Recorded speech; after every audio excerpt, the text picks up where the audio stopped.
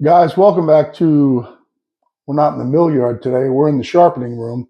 It's raining pouring out. And I want to do a little video if I can figure out how to set this up, because I don't have my tripod. My tripod's out in the shed. Sorry about the light here on my face, but I needed to see my sharpening wheel. And we're going to sharpen a few stellite bands so I can get ready for tomorrow and the rest of the week. I've already got some Turbo 7 sharpened, but I want to do a few stellite bands. And I know I've done videos on this in the past. I've done several of them, but I wanted to do another one because we're getting a lot of questions through Norwood about how to sharpen these bands. Now, I sharpen them with a standard rock that I have profiled to the stellite gullet. I have this one marked stellite. These are about, I don't know, $14 rock at your standard hardware store. I sharpen all my stellite bands over to 7 degrees from 10. And to do that, I use a standard chainsaw rock to do my first initial face grind. So after I've used up the band at 10, I will bring the band in and then grind it to 7 with this, a real light face grind, just to get it over to 7 degrees. Then I'll use it up. And that probably is good for about 5,000 board feet between those, the initial band and then the one face grind. At that point, if you never sharpen it again, if you never profile a rock, and profiling a rock's really simple, and if you want to see me do it on video, then you can go back and search my videos and I show how to profile the rock to the gullet shape. But if you just do this once and get that 5,000 board feet, you've got no cost in the bands either way. Now, they're still good, and I still run the crap out of them. I have stellite bands I've sharpened 3 or 4 times. These are standard, like silicon carbide rocks. This one is, I wouldn't say it's a super coarse one. It says it's 60 grain. I wouldn't say it's super coarse, but it's just a standard rock that you can grab from any hardware store. I've modified my grinder. What I had to do was I had to put little inserts in between the motor and the mount here so that the inch wide rock would fit in here. And the way that I did it, it actually takes the regular chainsaw rock too. And then these take inserts that come with the rock to mount them to the grinder. Now, the one that I'm taking out right now, I'll show you in a second, is my one for my Turbo 7s. And I believe the stellite profile is also the same as the saber-tooth profile, basically. It's that same gullet profile that everybody uses. The Turbo 7 gullet's a little bit different, so I have to have a different rock, and this one also is profiled to fit the Turbo 7s. I just have the T7 on there. And these rocks have these little inserts in them that come with the rock. You pop them out, pop the inserts into the other rock. We get it mounted on the grinder and we're ready to go. Now these grind out the gullet profile and face grind the teeth to 7 degrees.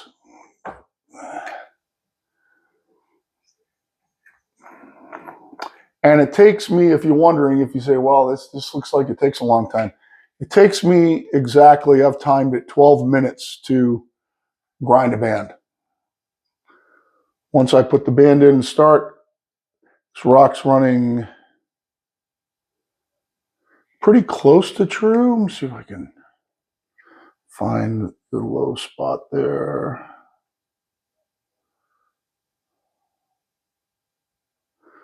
It's pretty close to true.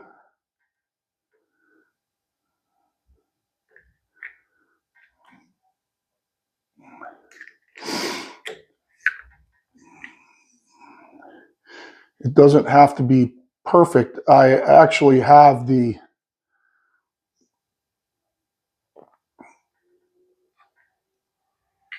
rock so that it fits exactly on the flange itself. Let's see how much that's bouncing around. No, it's running pretty smooth.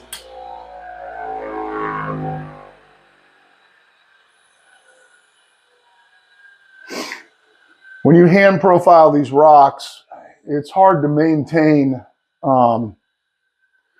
perfect symmetry on the outside, because as you're profiling them with a standard little diamond grinder, any imperfections in the rock are going to push you away like that. So to really get them true, I'd have to chuck it up in the lathe and actually mount this in my tool holder in the lathe to true the wheel perfect. Or you can kind of get yourself set in here and hold it against it. The problem is that I don't have any real way of fixing the head on this to do it. But believe me, right now this is running way true enough to grind the stellite insert. So I'm going to get you a different view. I'm going to get a band put in here. I'm going to grind a few teeth and I'll show you how sharp they get. I'll give you a close up how sharp they peel off my thumbnail. And this is easily the most affordable way to do it, and they do get razor sharp. So I'm going to roll around a few teeth here. I've got the stellite band in here. I'll try to give you a couple of different views, probably hold you in here close on a different view close up, but I'll just show you a few of them and how to go through. I like to mark my weld on both sides with a Sharpie, keep one right here on the bench. So I like to start before the weld by 2 teeth, because sometimes you have to custom do the weld one. So I like to get those teeth out of the way so when I come back around, when I'm finishing up here, I can grind this gullet on, which is the one that's going to be my last gullet. I like to grind that one with the stop in the normal spacing so that the weld is on the other side of my stop right now. And it's just a preference. You could do it the other side, but sometimes when you do the teeth around the weld, you have to do a little bit of custom setup on them to get them right. The Stella cut bands are remarkably well spaced, and they seem like when you go through the weld, they work out perfect. I think it's just because they're made in Germany. But let me, I feel like I'm in a pretty good spot there. I'll grind a few teeth. I'll get you in close or a close up. Maybe show you a different view, and then we'll get in for a close-up and we'll peel my thumb and show you how they come out.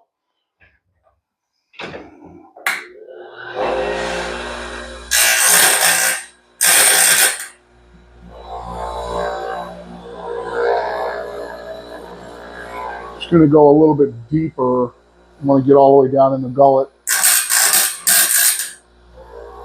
Teeny bit deeper. Teeny bit deeper. And that's ground out most of the gullet. So then I pretty much go to town. That one was pretty heavy, and that's that. I should have paid attention to that because that was that spacing. That was a spacing issue around the weld. The way I get around that is I flip my stop over. I'll come down till I'm just barely brushing the tooth, and this is the weld tooth. Then tighten it down, grind that one. And I should be okay on spacing now. We'll take a look as I go here.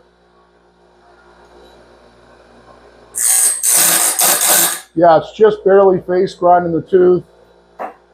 It's grinding all the gullet out.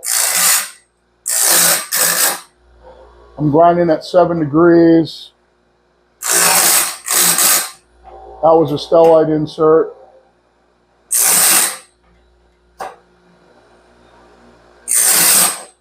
And the light over my shoulder is there so that I can see the glinting on the teeth if they're dull, and make sure when I sharpen them that they are sharp.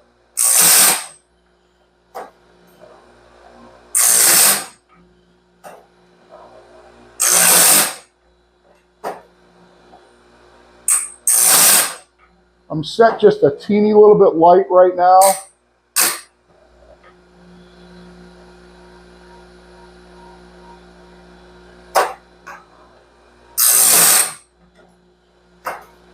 Sometimes it changes. The stellite inserts are sparking out nice. Skip the tooth. I can see the glinting on this tooth at how dull it is. I can see the nice spark wash off the stellite inserts.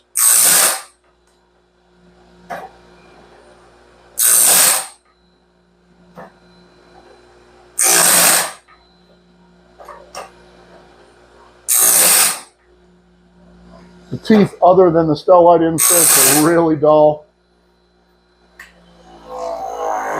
So what I'm going to do is I'm going to take you in close for a close-up view as I do it. So you're not going to be able to see my face, but you'll see this sharpen the stellite tooth. You can see the gullets ground out. And let's go ahead and do this one tooth here. So you can see the stellite there spark out. Shouldn't take anything now.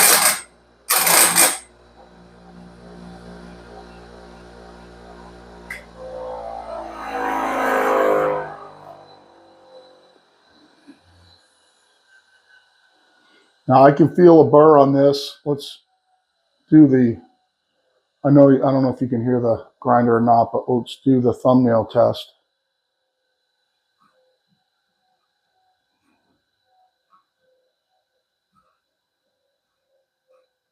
Grab, shit, my phone on the,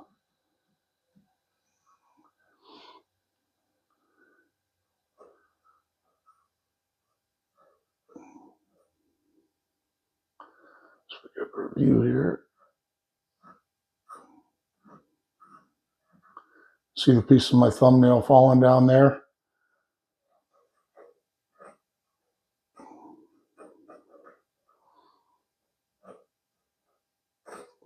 Another stellite insert. Now this is peeling thumbnail with the burr still on, so that's pretty good because right now the burr is hanging over the top of the tooth and it's opposite of the direction. I don't know if I can show you the burr. Yeah, you can see the burr on the top of this tooth here. Right at the tip of my thumbnail there. See the burr sticking up. See the burr on the stellite. And I'm instead of pulling out, I do keep an angle finder up here.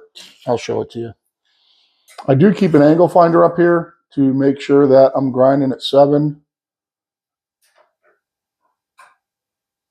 Because sometimes the rock will wear.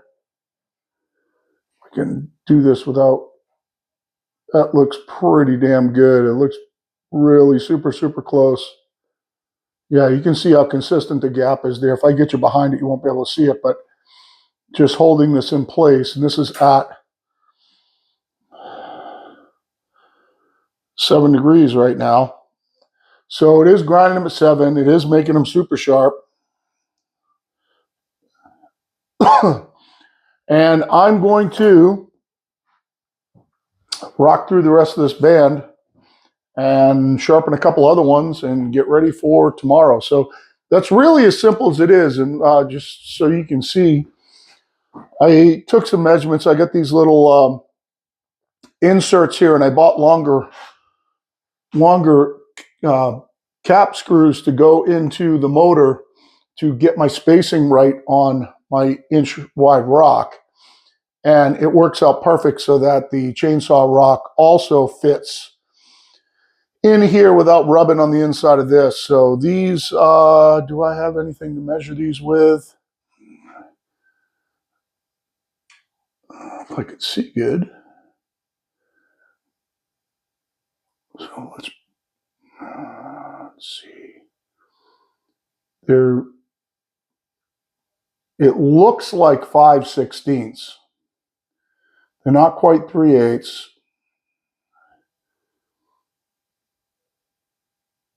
They look like they're 5/16. 245, yeah. I'll do it in millimeters too. Looks like 9 millimeters is what those spacers are. So pretty basic setup. Now I did drill a hole through this rod and add it to my clamp so that I can operate it from out here as opposed to having to reach underneath and clamp it every time. And that's just because that's the grinder that I had for this. If you have one with the clamp on the front, it works fine. And that's pretty much it. It's pretty basic. Nothing to it. This grinder actually was used by a wood miser owner to grind his own bands.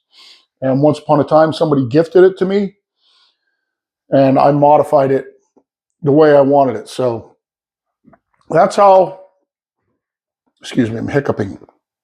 I do the stellite bands. And as you can see,